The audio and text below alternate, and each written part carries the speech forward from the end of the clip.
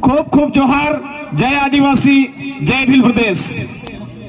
साथियों, अभी सभी वक्ताओं के द्वारा अलग अलग वर्तमान में हमारे आदिवासी समुदाय के साथ, हमारे इस क्षेत्र में आदिवासियों के साथ जी रहे जो लोग हैं, उनके साथ जो बीत रही है, जो समस्याएं हैं उनके ऊपर और उनकी समस्याओं का समाधान किस प्रकार किया जाए उस पर बात चल रही थी।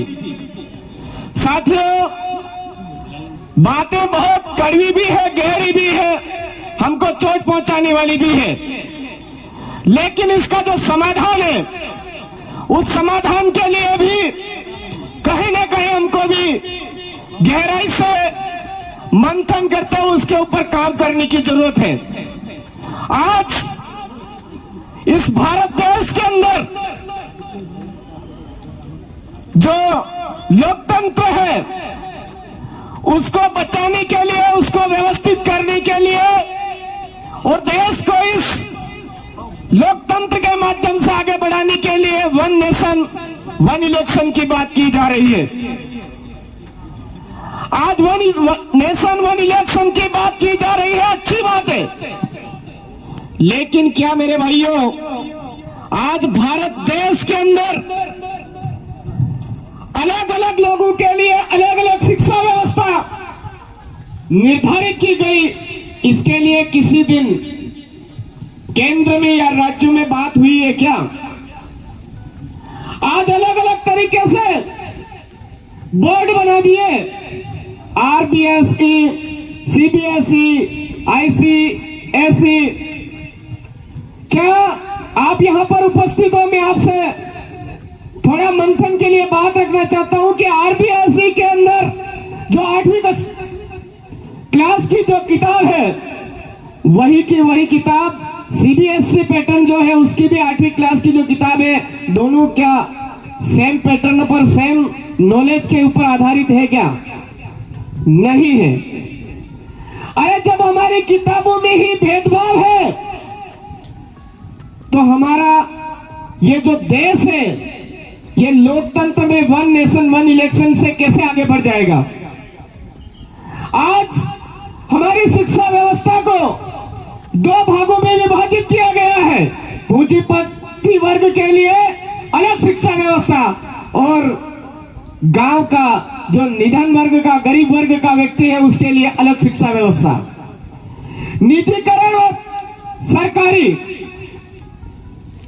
एक सरकारी स्कूल में जो अध्यापक पढ़ा रहा है वो 5,000, 10,000, 15,000 में पढ़ा रहा है, उसके ऊपर कौन विश्वास कर रहा है? जो सरकारी सेवाएं प्राप्त कर रहा है वो भी विश्वास कर रहा है और उनके बच्चों को निजी में भेज रहा है।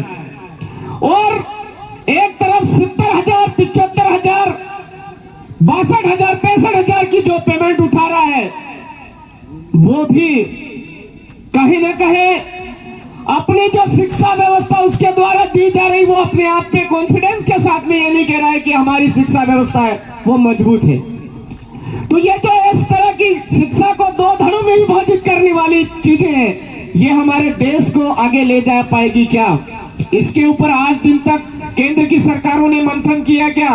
राज्य की सरकारों ने मंथन किया क्या? अब हम सभी यहाँ पर उपस्थित हैं, हम सभी को यह सोचने की जरूरत है कि ना तो हमारा जो कल्याण है वो सरकारी कर पाएगी, ना ही प्रशासन कर पाएगा। हमारा कल्याण अगर करना है तो हमारी अपनी बुद्धि से हमको करने की जरूरत है। हमारे बाप दादा पढ़े लिखे नहीं, आज हम जितने पढ़े लिखे हुए उतने ज्यादा विखंडित होते जा रहे हैं। मन्नालाल रावत जैसे लोग पैदा होते जा रहे हैं। आज पता नहीं कौन सी स्कूल में पढ़ करके वो एक ही चीज नजर आ रही उनको, हमारे अपने समाज का, अपने कुनबे का, अपने घर का ही एक कहीं ना कहीं गलत बात करने में उनको मजा आता है। और मैं आप तमाम साथियों से यही कहना चाहूंगा, अरे कौन से खेत की मूली है मन्नालाल रावत? उसको आदिवासी परिवार की जो विचारधारा है उस विचारधारा के विरोध के बदले में ही उस आदमी को टिकट मिला है। आप थोड़ा विचार करिए। आदिवासी परिवार जो विचारधारा है, आदिवासियों की जो मूल थीम है, उस थीम के विरोध करने के एवज में उसको टिकट मिला है और उसी टिकट के एवज में वो जीता है। अरे विरोध करने के बदले ही उसको टिकट भी मिल गया, जीत भी गया। अब शायद मुझे लगता है प्रधानमंत्री भी आप ही बनाना चाह रहे हो, ऐसा लग रहा है सोशल मीडिया में जब देखता हूं तो। अरे उस आदमी की कहीं से कहीं तक कोई वैल्यू ही नहीं है, उसकी वैल्यू बढ़ाने का काम हम लोग कर रहे हैं। तो आज के बाद जहां पर भी उनकी पोस्ट नजर आए, उस पोस्ट को करने वाले को, लाइक करने वाले को, कमेंट करने वाले को ब्लॉक करो। अपने आप ढेर होकर के अपने अपने घर में, हमारे प्रतापगढ़ का जो गांव चिकलाड़ है उसी में छुप के मर जाएगा, वो तो अपने आप खत्म हो जाएगा। आप थोड़ा सा दिमाग से काम लेने की जरूरत है। हम अधिकतम अभी बाबूलाल जी की भी बात कर रहे थे, हमारे अपने समाज के हैं, नाम के जरूर हैं, शायद पता नहीं उनका वो चेक करना चाहिए, उनकी भी यही कंडीशन है। अरे सर ये आज नई बात नहीं है, अंग्रेजों के समय में भी इसी तरह से इस आदिवासी क्षेत्र के अंदर, आदिवासियों के अंदर जो दल्ले थे, उन दल्लों को उन्होंने लेकर के आदिवासियों को दबाने के लिए प्रयास किया गया था। लेकिन हमारे लोग दबे नहीं, मुकाबला किया। मुकाबला किससे किया? दिमाग से किया। मुकाबला किससे किया? शरीर से किया। लेकिन आज की तारीख में हमारे आदिवासियों को दिमाग तो दो धड़ों में विभाजित कर दिया, एक तो निजीकरण के माध्यम से, एक सरकारी के माध्यम से। हम सोचते हैं कि हमारा दिमाग इतना मजबूत क्यों नहीं हो पा रहा है, हमारा माइंड इतना डेवलप क्यों नहीं हो रहा है। अरे हमारे गांव में जा करके देखो तो लोग सिर्फ एक ही बात सोचते हैं कि हमको पशु बाड़ा मिल जाना चाहिए, हमको हैंडपंप मिल जाना चाहिए, इसी को सबसे बड़ा लोकतंत्र मानते हैं वो लोग।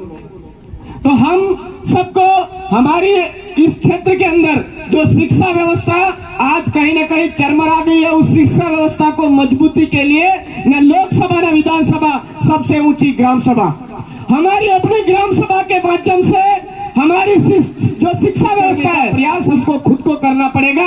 ना कोई प्रशासन का आदमी आएगा, ना कोई शासन का आदमी आएगा, हमको किसी के भरोसे नहीं रहना होगा। आज न्याय व्यवस्था को लेकर के छोटी छोटी बात पर हम दौड़ करके थानों में चले जाते हैं और उनके न्याय पे विश्वास करने के लिए वहां आस लगा करके बैठ जाते हैं।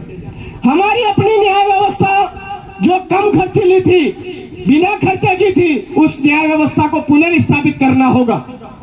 आज अभी भाई साहब बता रहे थे ब्लड डोनेट करने के लिए। मैं आपसे पूछना चाहता हूं मेरे साथियों कि आज से 10 साल पहले आदिवासियों को कभी ब्लड की जरूरत पड़ती थी क्या?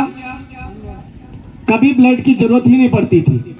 आज की तारीख में हो क्या रहा है, कोई जैन समाज का व्यक्ति है, उनमें ज्यादा ब्लड की जरूरत नहीं पड़ रही है। ब्राह्मण समाज का है, उसको ब्लड की जरूरत नहीं पड़ रही है। मुस्लिम समुदाय का है, उसको ब्लड की जरूरत नहीं है। किसी भी हॉस्पिटल में चले जाओ, आदिवासी इधर उधर भटकता हुआ मिलता है। किसके लिए? ब्लड के लिए, ब्लड के लिए, ब्लड के लिए। अब वो क्यों? वो इसलिए कि बच्चा पैदा होते ही उसको कुरकुरे का जो शौक है वो लगा दिया जाता है, उसको थोड़ा सा समझदार होते ही चिप्स का शौक लगा दिया जाता है। बच्चा कुरकुरे और चिप्स के शौक में खाना ही नहीं खा रहा है। जब खाना ही नहीं खा रहा है तो उसका शरीर कैसे मजबूत होगा? जैसे तैसे अगर वो बड़ा हो भी जाता है तो हमारा जो अन्न हम लोग खा रहे हैं, दवाइयों के माध्यम से उसका जो पोषक तत्व है वो खत्म कर दिया जा रहा है। रासायनिक खादों की वजह से उसका जो पोषक तत्व है वो खत्म कर दिया जा रहा है। जैसे तैसे बिना पोषक तत्व का अन्न खा पी करके वो बड़ा भी हो जाता है। तो बहुत सारे हमारे क्षेत्र के अंदर अंग्रेजी शराब को पी पी करके हमारे शरीर का सर्वनाश कर रहे हैं मेरे साथियों। तो क्या हमारे लोग शरीर से मजबूत हो पाएंगे क्या? अरे सारा रासायनिक चीजें हम खा रहे हैं तो हमारा शरीर मजबूत कैसे होगा? जब शरीर ही मजबूत नहीं होगा तो जाहिर सी बात है ब्लड की जरूरत पड़ेगी ही पड़ेगी। अगर हम चाहते हैं, हमारे शरीर को मजबूत करना चाहते हैं, हमारे बुद्धि को मजबूत करना चाहते हैं, तो हमारे अपने खानदान